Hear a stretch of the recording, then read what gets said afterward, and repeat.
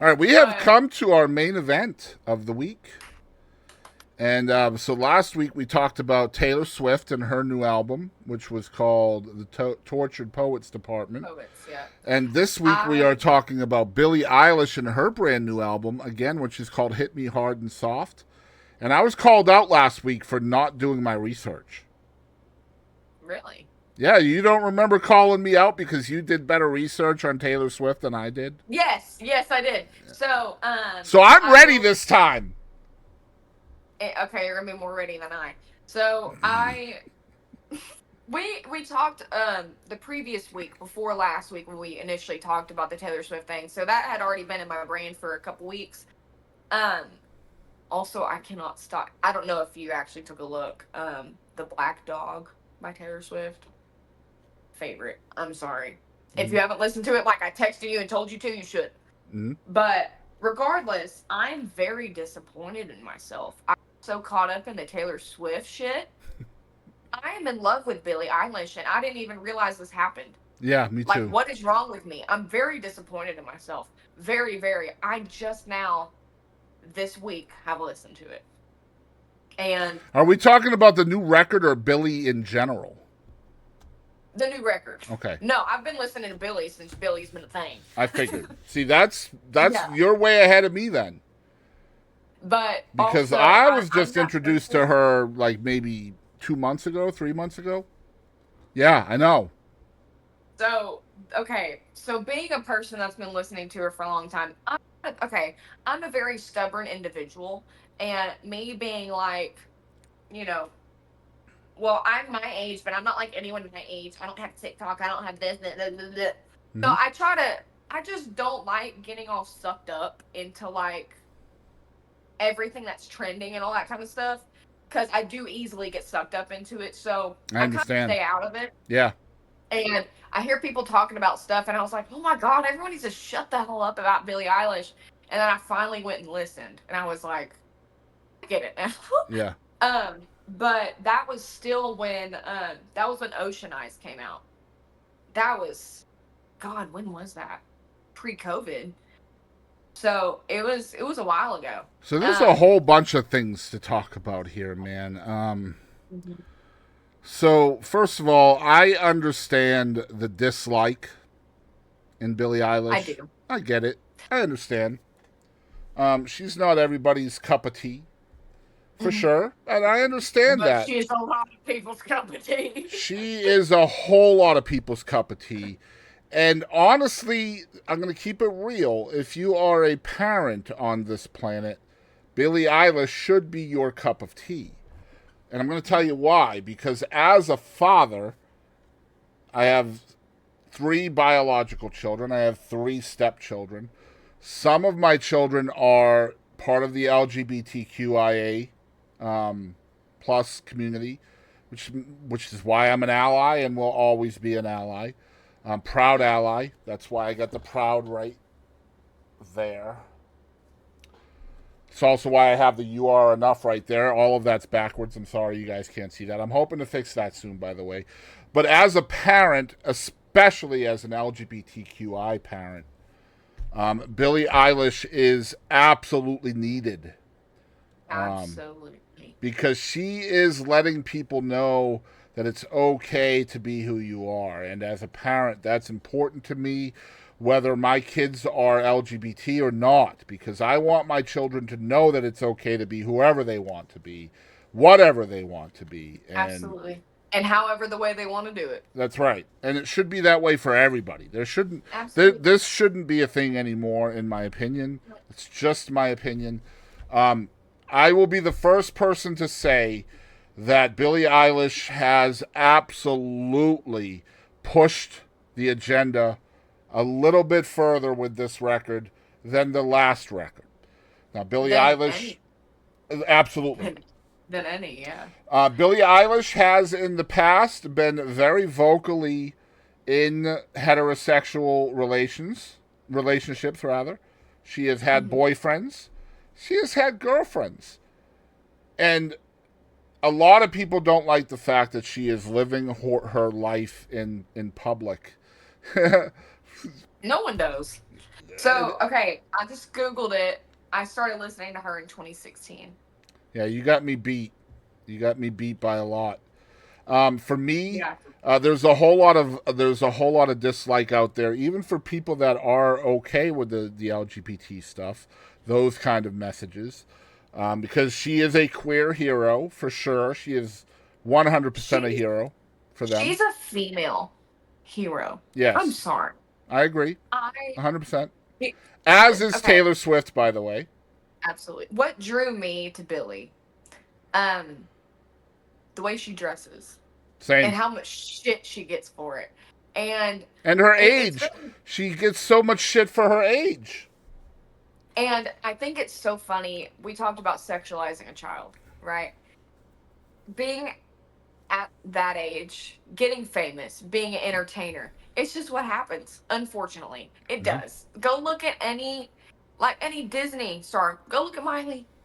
Like, go look at all these people that were sexualized as a child, whether you realize it or not. Go look at Britney what they're wearing. Spears. Britney Spears.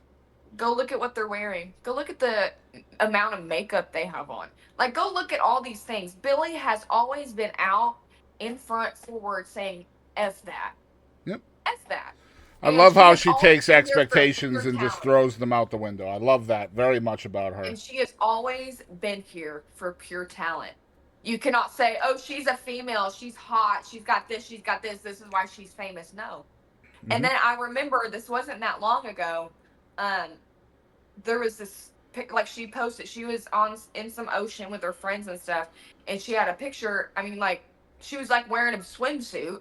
Her tits weren't out, but like you could see them, and people like slut shamed her for it Absolutely. so hard. And then the I whole mean, time when so hard. she's wearing her baggy clothes and all of that stuff, she's getting male hate for, oh, if you want to be a boy then be a boy or whatever. Like, what do you Yep. mean? Like, and this is why when we talked about the stupid ass laws that are being put out there from earlier in the show, when we talked about that, that's why those kind of laws are dangerous, because those kind of laws are trying to tell people like Billie Eilish what they should wear. They're trying to tell us, all of us, what we should wear. Imagine if we are ever living in a world or a country where it is illegal to wear something specific. That would be, whew. Man, I'm so stubborn and such a little Same. shit. I would I would get arrested immediately. Well, you remember we talked about James McMurtry a couple weeks ago, Yeah. who protested that very Tennessee law that we were talking about by Yep. performing in public with a dress on while his compadre was wearing a suit, Betty Sue. That was in episode 3, I think. You guys can look that up. Yeah. Or you know what? I'll just put it somewhere on the screen here or whatever right now. I'm sure we can figure that out. But that was very apt when we were talking about that a few weeks ago. But yeah, let's get into the record because this record is interesting. As a fan of Billie Eilish, there's a lot that I like in this record, but there's actually some things that I'm not a real big fan of. Me too, And and we'll get to that too. and my wife will be surprised about this because I'm usually pretty vocally in favor of shouting it from the rooftops. But in this record, there's a lot of shouting it from the rooftops.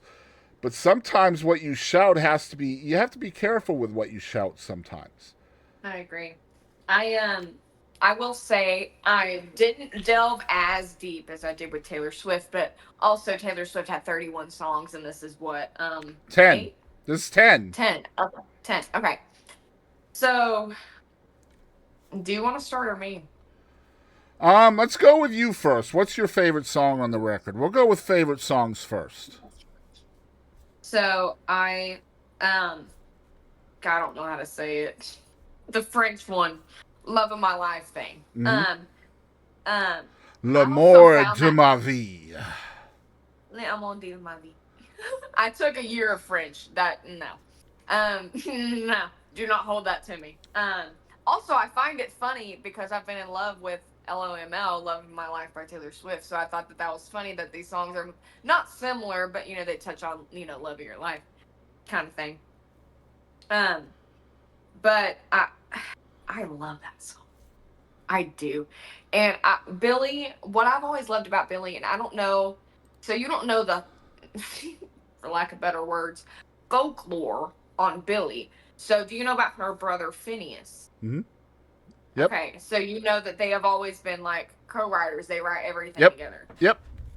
I don't know if you've listened to his stuff. It's like guy version of Billie. It's so amazing. Love it, love it, love it, all the way around. So shout out to Phineas too. PH if you want to look it up. Phineas, not F.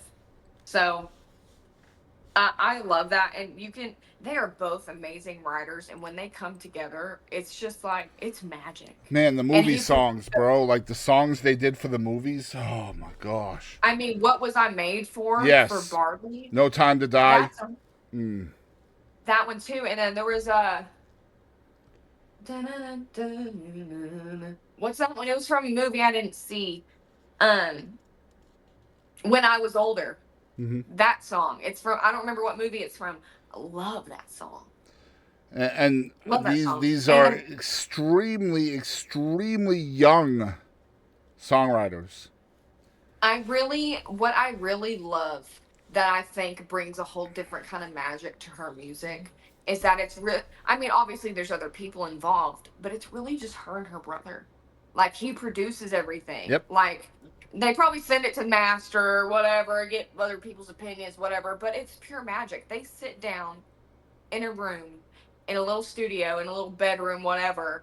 They sit down, he plays piano, she sings, they record, they bounce ideas off each other, and it's just pure magic. And Really, everything that they create. it's all born in trust as well. And you can Absolutely. see it when You they. hear, Mm-hmm.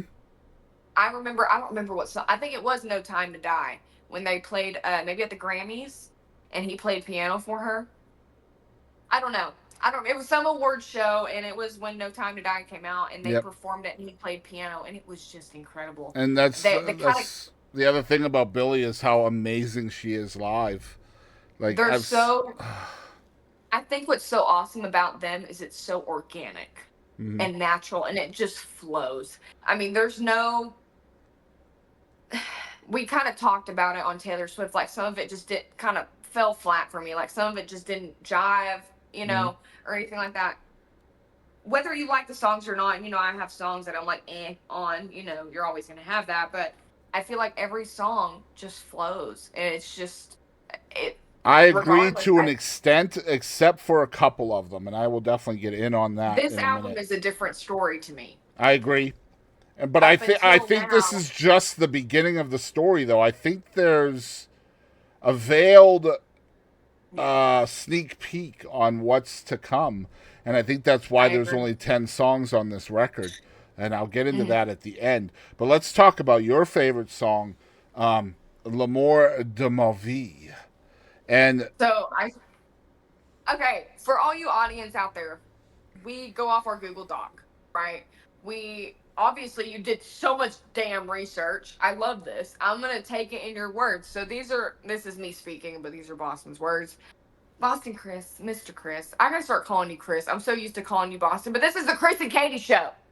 Mm-hmm. Chris and Kadie Show. So this song, I like the way you put it too. It means the love of your life, and it's an amazing song, and it's about being so happy and relieved that you have this relationship off your shoulders, that it's finally over. You finally got yourself free of it. No, okay, people talk about that, like, that's a subjective song people touch on, but not in this kind of way. They just don't. I don't feel like there's another song that's really like, this is a different perspective. Not just a different perspective, the points that it hits. Because there's so many different topics in song. There's love songs, breakup songs, blah, blah, blah, blah, blah. But then you start really dissecting it and talking about the perspectives and like what really topic. Because we can sit here and we can talk about Billie Eilish. I can sit here and talk about her wardrobe and all that kind of stuff. There's always subtopics, all that kind of crap. But when you sit down and you think about what this song stands for and the points that it makes, there's hardly any songs that really touch on that. Yeah. That I can really see. And what I love about this particular song is it's got two different parts in it. Mm-hmm. And the beginning of the song is a power ballad. It really truly is. and you can feel her struggling so hard during the ballad portion of the song to break free of what she's talking It about. with her music, I what I love about her voice and her music, you can just close your eyes and like envision. Mm-hmm. What I envision during the beginning of this song, I feel like I am stuck at the bottom of the ocean. I'm trying so hard to Mm-hmm. swim to the surface. And you She just want gives to you try those to kind help. of You want to try to help the artist get to where she's going. And Mhm. God, it's so well done It is. in this specific song. But then you get to part two, and she's broken free of the chains of the relationship. And of course, once you have broken free, you can't be a sad power ballad anymore. So what does the song do? It doesn't morph into a different song. It doesn't create a new forward movement to a different track. No, it's the same song which picks up beat, becomes an upbeat dance song at the end of It the same track, and it's just so uplifting because you can feel her freedom at the end of the song when it another becomes song. upbeat. This is off topic, but it kind of gives me the same vibe as crap. I hate knowing all these songs. I'm not knowing the names. Uh,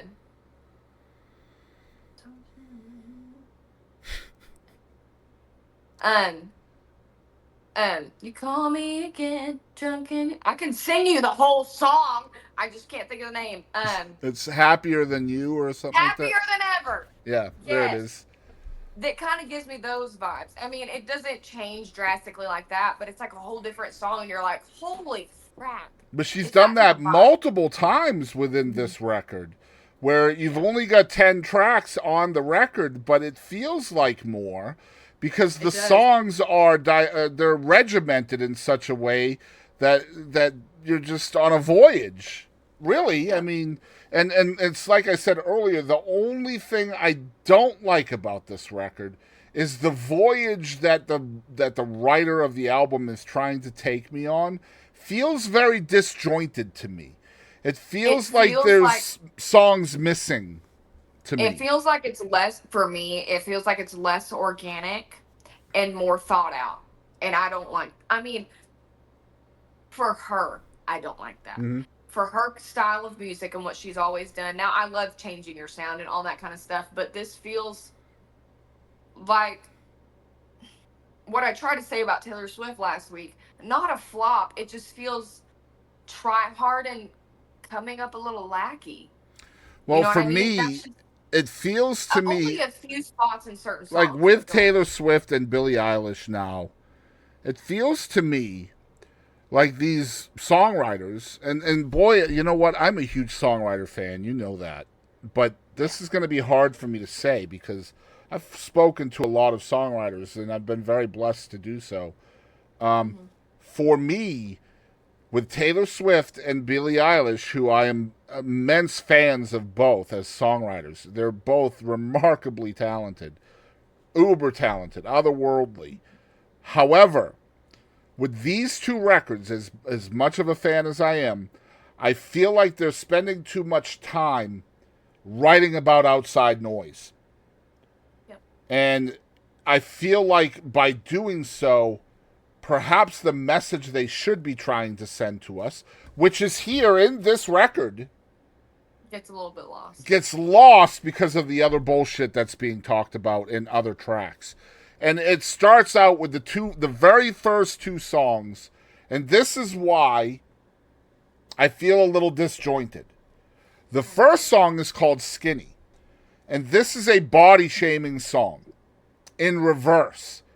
It's Hmm. basically her as the writer calling out other people for trying to shame her Hmm. into being whatever the hell it is that they want her to be.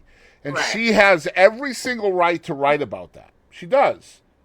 But as a consumer, if you write about that and that's the first thing you want me to hear on your record, then that's the vibe you're sending right away. Exactly. Some that gives like not female power trip, but like strong independent woman f you kind of attitude. Which I am all That's about. what that gives. I'm And then all you go about that. into the next song, and it kind of gives that vibe. It's the But then, same thing with a different message, and that's where we're going with this. The second song, which by the way is going to be a revolutionary song, we are going to be hearing about this song in 25, 30 oh, years. God. Yes. Yep. Because this song right here is going to change the shape of radio forever, and a lot of people are not going to like it. Nope. Just throwing that out there. But the second song and current single is a song called Lunch. And Lunch is probably Billie Eilish's most bold statement yet. Yep. This song is likening lesbian sex to an afternoon meal. Billie discusses both her sexual prowess and her desire to be with an unnamed woman in this song. And I like the song. I like her boldness in the song. I like the first song. I just don't like the voyage she's trying to take me on at first. I will say, I heard Lunch, and I knew what it was about. I had high expectations, as one does, especially a person like I. And I enjoyed it, but there was like parts in the lyrics or like parts of the songs where I was Yeah.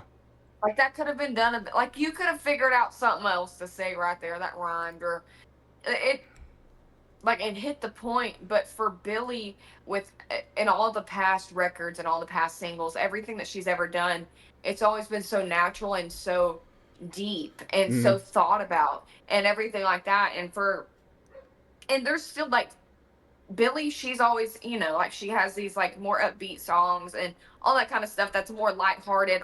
This isn't lighthearted, but it's not like super depressing breakup. The first two are not lighthearted. The first two, in my opinion, are a political statement to the haters out there. And then you get to track 3, right?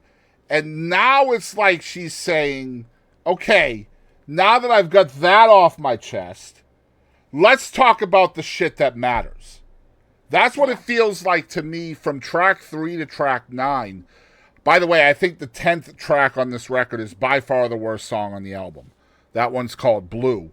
And that's the Easter egg that I want to talk about a little bit later. I agree on that. But from 3 to 9, that's this record, in my opinion. 1, 2, and 10, I could do without them. And 1 and 2 are great songs. I think they're both good songs. They need to be singles. I was going to say, I don't think they need to be on this record. Like, those 2 songs feel like they should be somewhere else.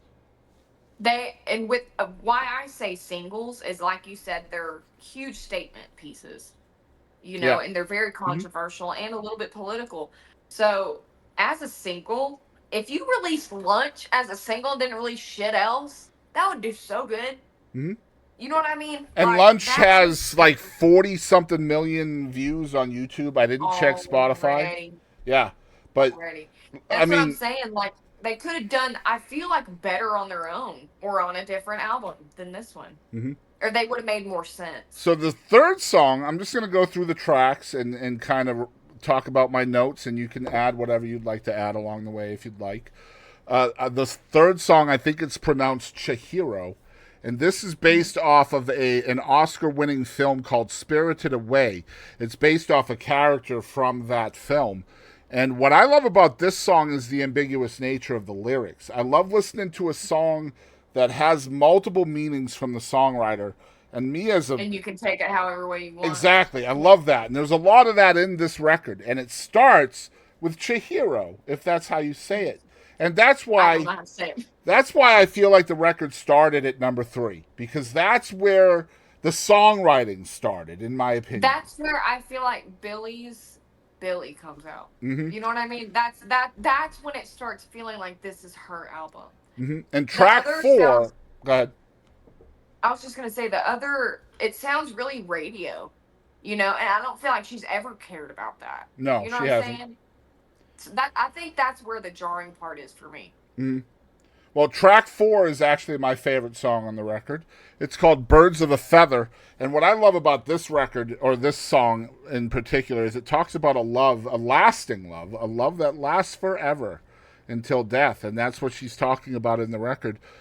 She states that it's a strong bond that will stay strong even when things get tough, and how she wants to be with her partner forever. And I love that message because typically you don't get that kind of context from a pop song. It doesn't normally happen like that. And I love that. What I love.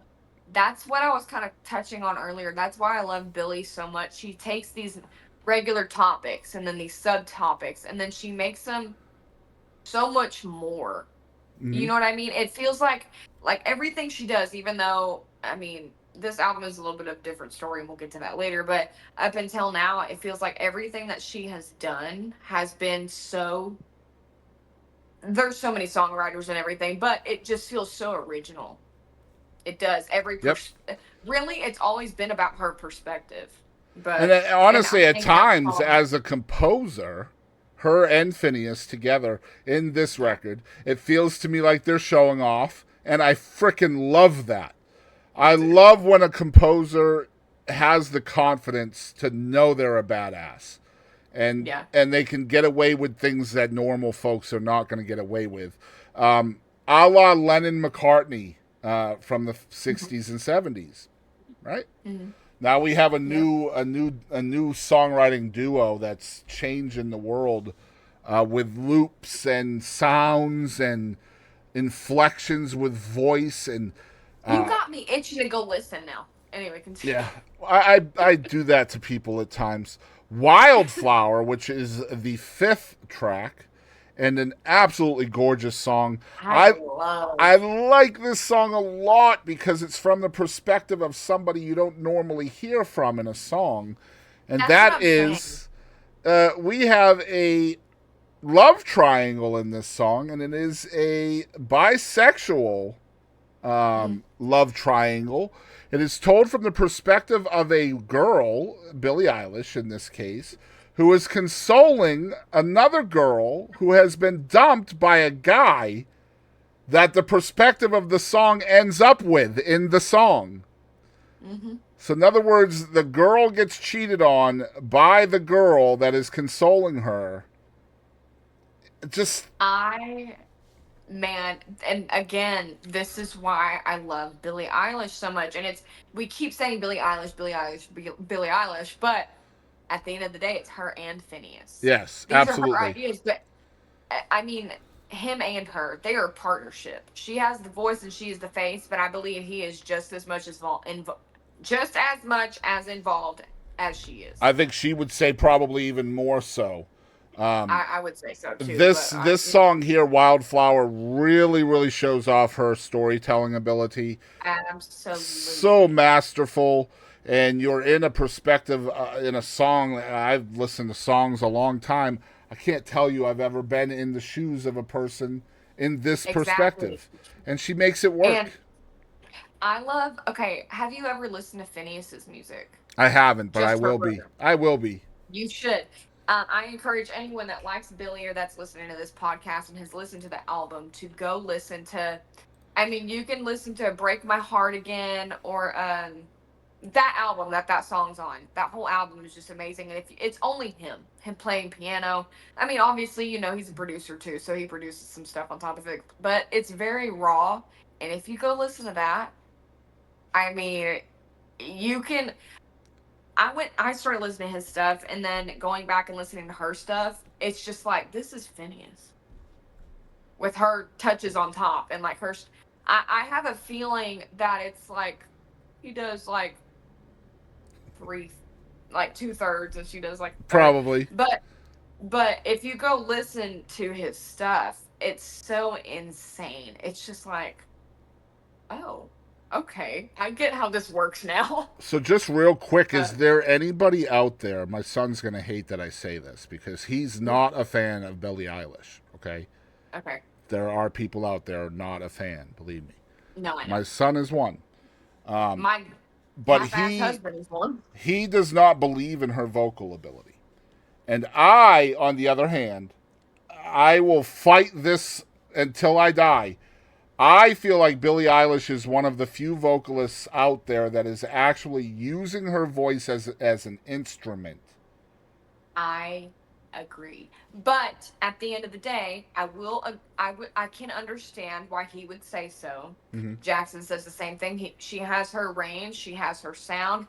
What she is usually saying is a very small range. But this album shows off a lot more, I will say, I with think, production and yes, I vocals. absolutely think this record is a message to those who don't think she has vocal ability, because she is Absolutely. openly showing those people that they're wrong during I this was many amazed. different places in this record. I love No Time to Die. When I heard No Time to Die, I was like, "Oh, Yeah. okay." You know, I'm a There's an vocalist. interview out there. I don't know which one it is. You guys might have to find it, but it's got Billy and Phineas in it, and they're talking about. It's not even really an interview. I don't think. I think they're just there Talking. together talking about Yeah. the production of the Barbie song. What was I made for? And just That listening to song. Billy describe the different things she does with her voice to get to the tones and things that she's wanting to get to is just interesting to me.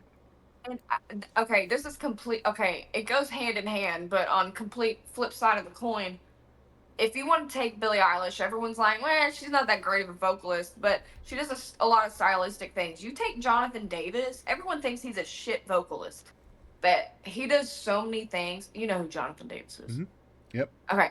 For those who don't know, vocalist of Korn. Everyone's like, he sucks. He sounds like shit. There is so many things that he does that you don't realize he's doing that is so high above most people's pay grade. Same thing with Mm. Billy. Exactly. Exactly.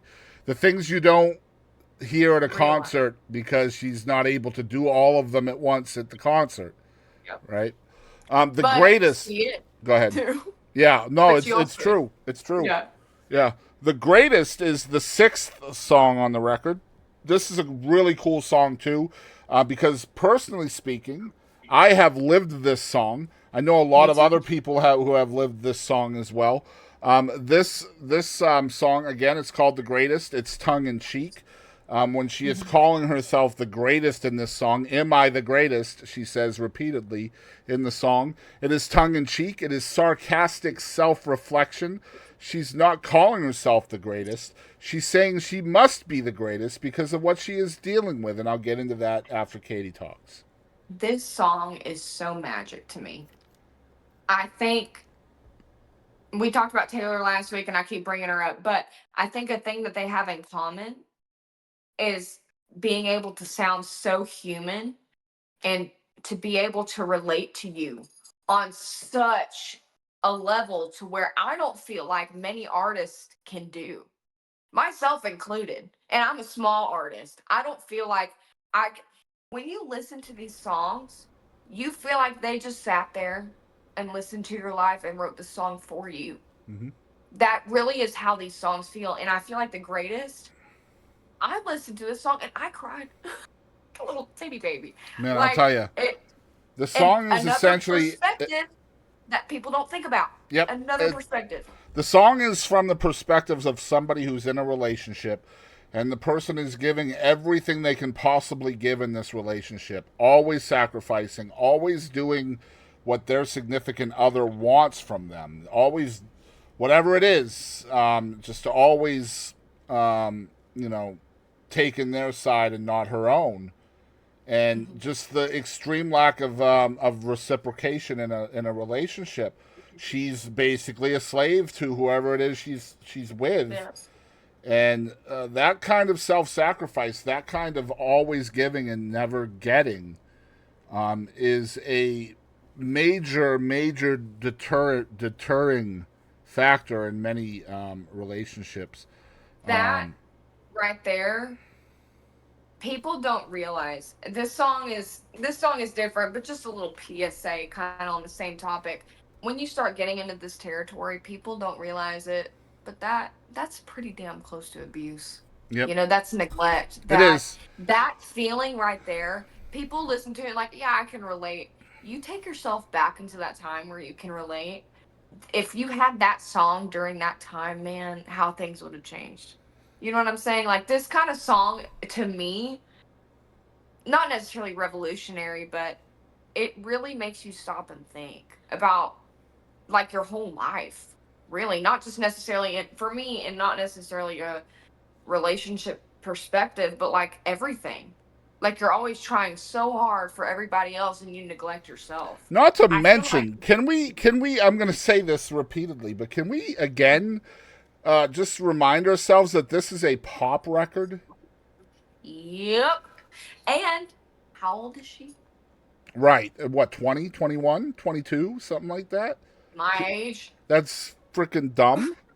All right, so we talked about L'amour de ma vie. We don't have to talk about that any further, although I do want to reiterate that L'amour de ma vie is a perfect example of her, I think, purposely showcasing her vocals to basically say, you know what? Yeah, I got skill, bro.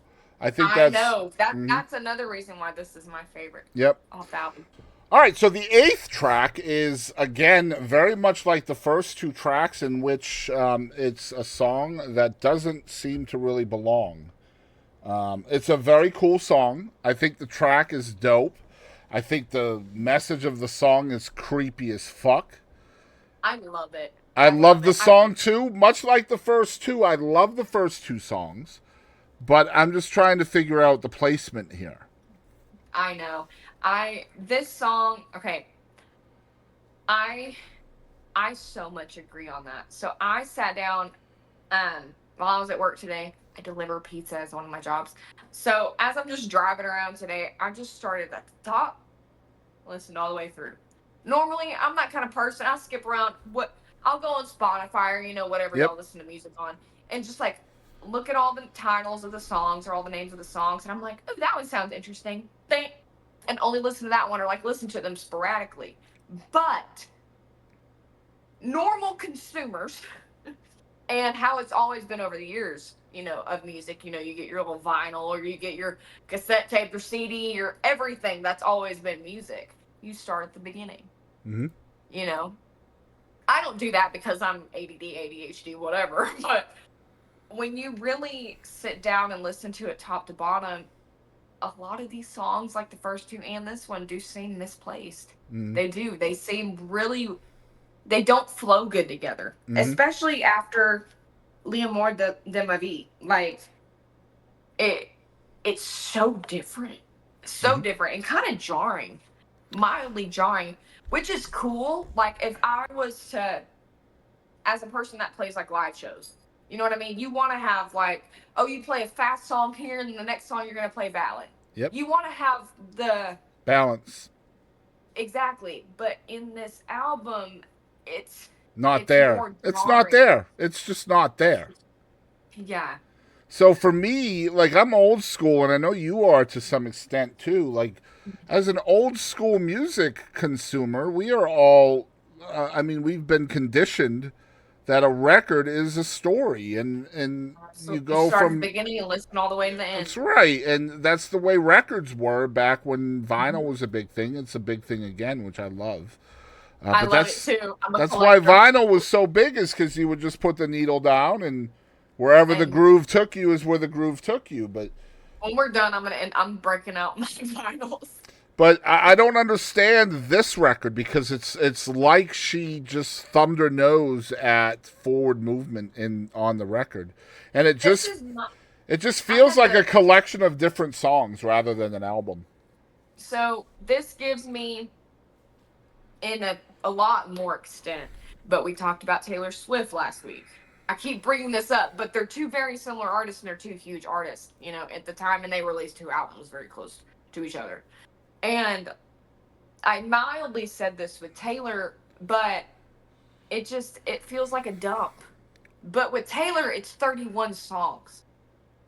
Mm-hmm. And that's valid. But most of the songs, I mean, it's just I mean, we talked about last week, y'all know. But with this, it's 10 songs. It doesn't feel coherent. It just doesn't. There's parts that all the songs are great. Period. End of Mm-hmm. story. Like we said, Except the 10th one. personally, The 10th song is not great. We'll I don't get want into to talk that about though. that. We'll I get don't want into to it. talk about that. I didn't even listen to the whole thing I couldn't. entirely. Yeah, I it's not. couldn't either. We'll get there in a second. Yep. But I, with Taylor, really the thing was, it's just, it felt like it wasn't, not that it wasn't coherent, but like it wasn't worked on as much as I would have liked. This, it's like, this is, okay, random kind of comparison.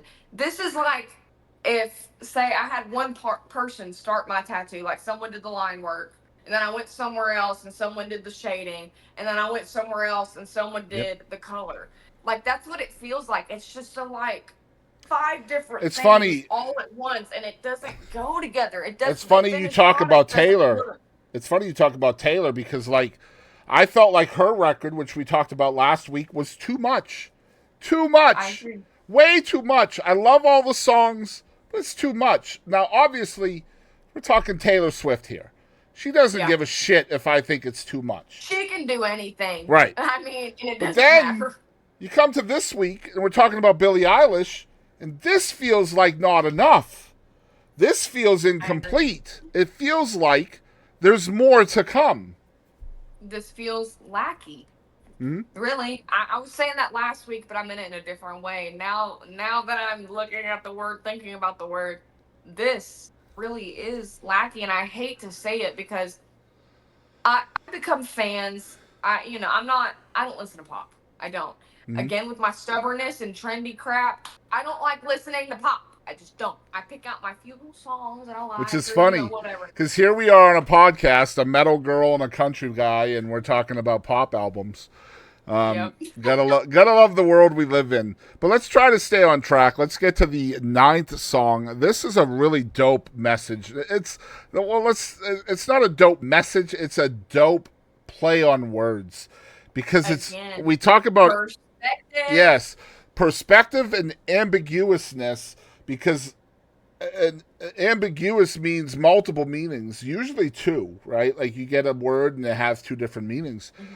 But she's giving words like 3-4 different meanings in this song and making it work all the way around. It's so damn cool. Mildly, okay, I can't give an exact like comparison, but it kind of reminds me of like the Beatles. Yes. Like they used to do Yep. stuff like that. I completely agree. Oh man, you took the words out of my mouth. I can't give like a certain like example, but no, it's true. Like if you think of like a song like "I Am the Walrus," it's a legitimate. It's a journey from beginning to end, and none of it makes any sense. But it is a journey, and that's what this song feels like as well. Again, like I was saying, it's very ambiguous. Sorry, with multiple meanings, and the first of all, the name of the song is "Bittersweet," and that is not with SWEET, but SUITE, meaning sweet, like hotel suite, or sweet, like living room suite, bedroom suite, sweet, like musical suites. And she touches on all of those different meanings of that one little 5-letter word within the lyrics of this one song, and I can't stress that enough.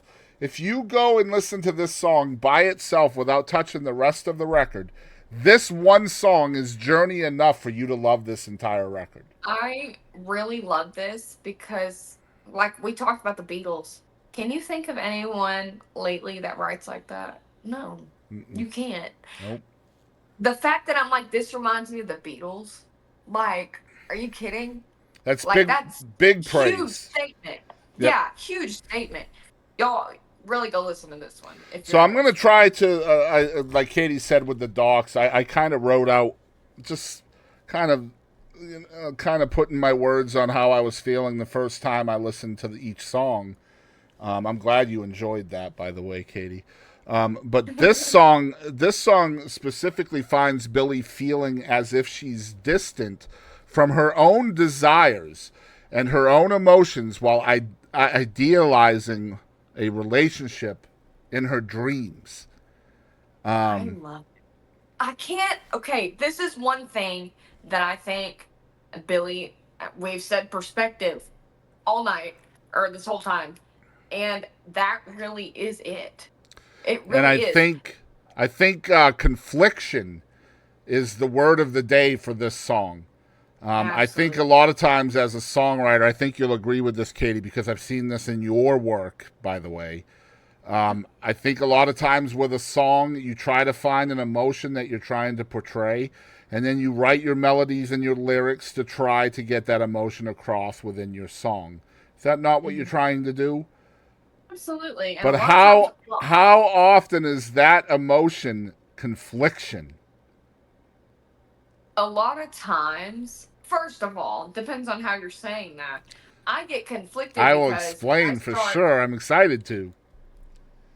okay, the immediate thing I think about, I get conflicted because I am the kind of writer. I wish I could be like this. I'm not this good, but like, the people that just sit down. This guy's name, his name is Scotty Fairclough, and I used to work with him a lot. Songwriting, recording, all the above. He would just sit down, man. I mean, he would just sit there and just be BSing, and I'd be crying. Mm. Like, he would, a Billie Eilish vibe, and just sit down and start playing guitar and just start thinking these lyrics up off the top of your head and everything. And I wish I could do that to that extent. But when I do write, I just sit down and just let it flow. I don't stop and think about anything. And I feel like that's great. But I lose track mildly of what I'm trying to do. And it does become conflicting at the end of the Mm-hmm. day because it's not what I wanted it to do. This is not what I wanted you to be. But at the same time, this is what I came up with. So, So in But this it's, song, though, she's conflicted between yep.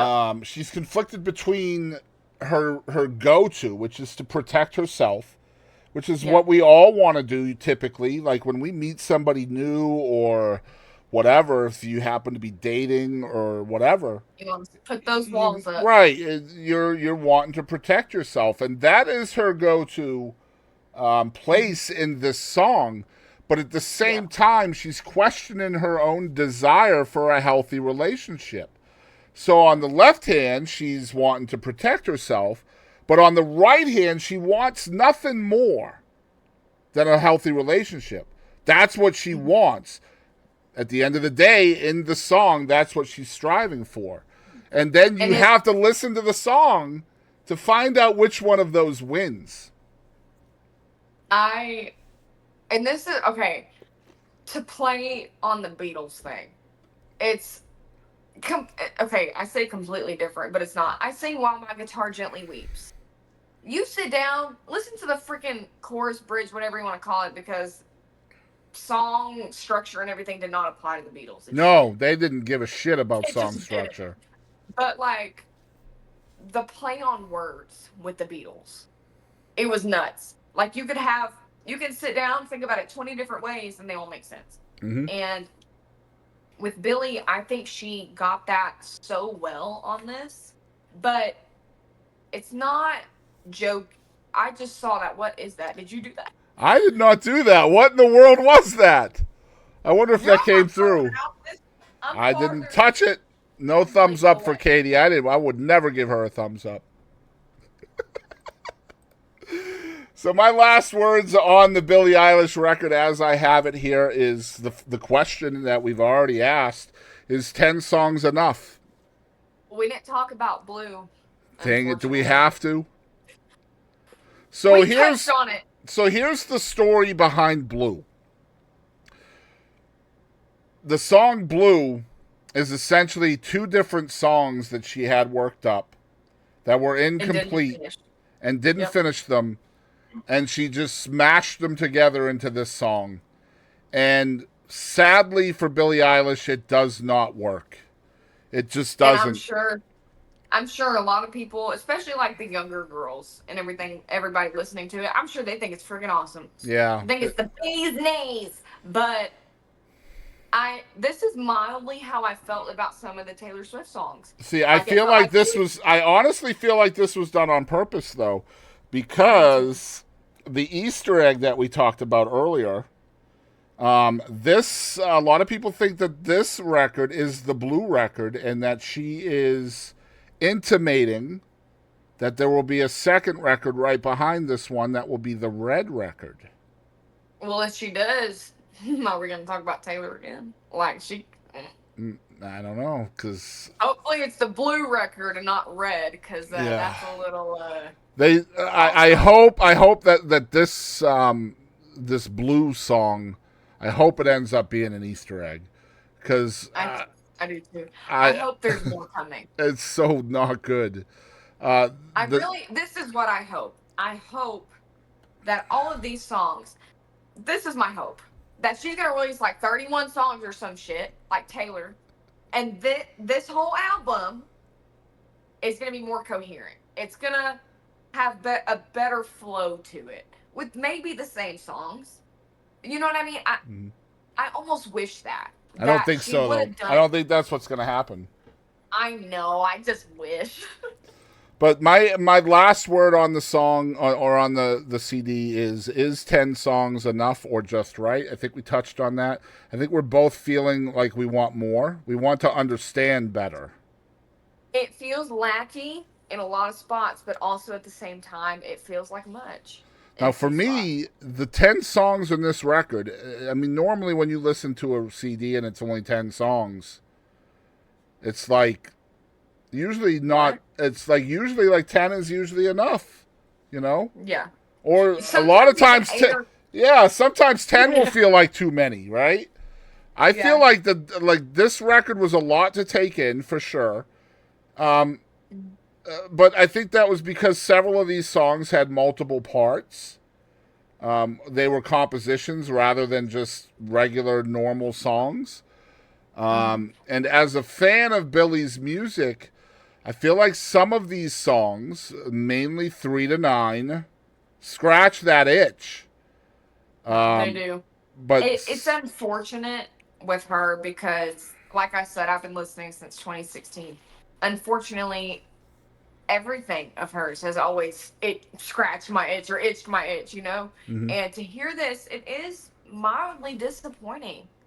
It really is. I hate to say it, but, and you know, it's funny because if this wasn't Billie, for me, like, it would feel a little, you know, still not really coherent, but it would feel different. But out of everything personally that I have seen out of her, this is mildly disappointing. Yeah, I'm there with you, and I think just because the first 2 songs, I respect the decision to include the 2 songs on the record. I like both the songs. I like the fact that she has the confidence to speak her mind. But I'm not going to play the songs on purpose. You know? Yeah, it's not a song you're going to sit and listen to. Like, it's a great statement. I feel like there's a lot of songs like that, but out of Billie, it's not something I would have expected. Like, it's a good statement. Maybe I won't listen to it, but it's a good song and it has a good message. But 3 to 9, though. 3 to 9 is where it's at. I think 3 to 9, and just stay within the 3 to 9. And by 3 to 9. And if you relate to track number 2, which is Lunch, if you relate to that, I understand, and I applaud you, and I applaud Billie Eilish for putting that statement out there, because Lunch is the song that's going to trigger the most people. And the song is meant to trigger the most people. And I will say I do love, like, people find it very controversial, but I do love that we are now including everyone. That's what this feels like to me, that we're finally including everyone. Right. It's a she talking about a she. Yep. In a love way. Have you ever heard of Chapel Roan? Oh, Katie, Lynn. Okay, so my homework is Phineas. Your homework is Chapel Roan. You're going to have to text me because I'm going to forget as soon as we... I will. Let me write it. I will send it to you right now. Live on the air.